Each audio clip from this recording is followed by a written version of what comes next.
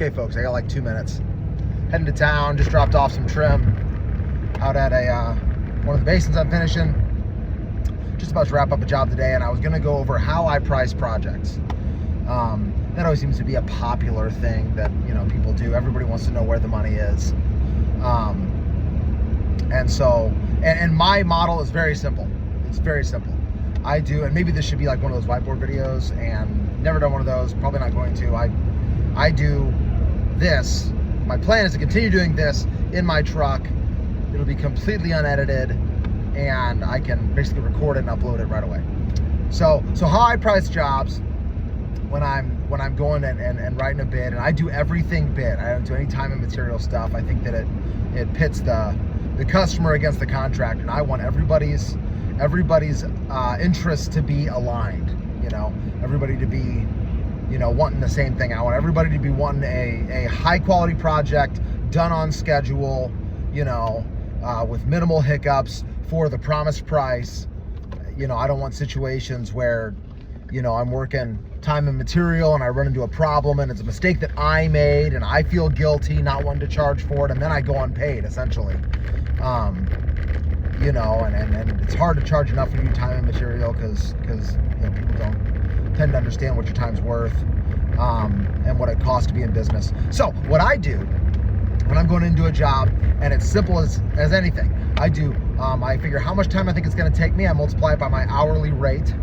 My hourly rate is 65 an hour, and people in the back are going to be saying that's so cheap, or that should be higher. But what it comes down to is a lot of contractors, I think, charge inflated labor prices, and then they make up for it by cutting a small margin. Then they can say, I only mark it up, whatever, only it's times 1.2 or something like that, which is like 18% margin or 15% margin, which is tough to do business on. In fact, my margin is low enough, and that's like egregious. And so I do time plus material, and then I divide by 0.75 or multiply by 1.33. And so that's my whole model. My whole model is I make 65 an hour for all my time on the job, and then I have on every job, the job's $10,000, there's $2,500 a margin.